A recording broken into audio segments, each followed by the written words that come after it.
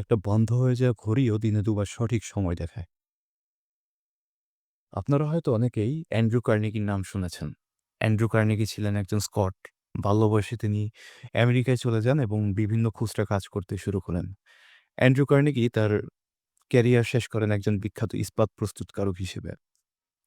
মজার ব্যাপার হচ্ছে, একটা সময় বিশ্বের ৪৩ জন করোড়পতি অ্যান্ড্রু কার্নেগির সংস্থায় কাজ করতেন। তো অ্যান্ড্রু কার্নেগিকে একদিন এক ব্যক্তি জিজ্ঞেস করলেন, "আচ্ছা মিস্টার কার্নেগি, আপনি মানুষের সাথে কিভাবে ব্যবহার করেন?" অ্যান্ড্রু কার্নেগি ওই ব্যক্তির প্রশ্নের উত্তরে বলেছিলেন, "মানুষ নিয়ে কারবার করা মাটি খুঁড়ে স্বর্ণ অনুসন্ধান করার মতো।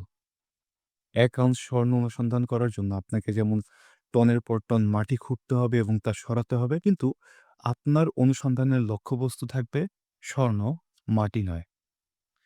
মিস্টার কার্নেগি তার এই কথার দ্বারা যে জিনিসটা বোঝাতে চেয়েছিলেন সেটা হচ্ছে, মানুষের মধ্যে প্রত্যেকটা অবস্থায় ২ টা দিক বিরাজ করে। একটা হচ্ছে ইতিবাচক, আরেকটা হচ্ছে নেতিবাচক। এখন ব্যাপারটা হচ্ছে, আপনি কি খুঁজছেন? ইতিবাচক নাকি নেতিবাচক? আপনি যদি নেতিবাচক দিক খুঁজেন তাহলে সেটা অনেক পাবেন মাটির মতো। আর যদি ইতিবাচক দিক খুঁজেন তাহলে আপনাকে আ অনুসন্ধান করতে হবে। আর স্বাভাবিকভাবে আমরা মানুষের নেতিবাচক দিকগুলো দেখে অভ্যস্ত। এতটাই অভ্যস্ত যে আমরা না চাইলেও একটা মানুষের নেতিবাচক দিকগুলো আমাদের চোখের সামনে ফুটে ওঠে। তো অ্যান্ড্রু কার্নেগির এই কথার পরিপ্রেক্ষিতেই কেউ একজন হয়তোবা বলেছিলেন যে, "একটা বন্ধ হয়ে যাওয়া ঘড়িও দিনে দুবার সঠিক সময় দেখায়।" এই গল্পটা করার কারণ হচ্ছে যে, যেসব মানুষ কোনো কিছু পরিবর্তন করতে চায় বা নিজেকে পরিবর্তন করতে চায় বা কোনো পরিবর্তন আ করার আগ্রহ প্রকাশ করে, আমি তাদেরকে সম্মান করতে বলব। তাদেরকে সম্মান করেন।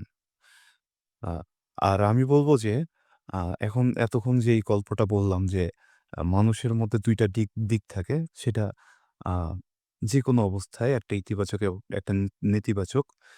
যদি কোনো মানে নেতিবাচক গুণসম্পন্ন ব্যক্তি আপনাকে বলে যে, "আমি একটা ইতিবাচক পরিবর্তন আনতে চাই", তাহলে আমি বলব যে এটা তার জন্য খুব বড় একটা স্ট্রেংথ এবং আ এইটাই তার এইটাই তার হচ্ছে ইতিবাচক দিক, যেটা অ্যাকচুয়ালি আপনি দেখতে পারছিলাম না।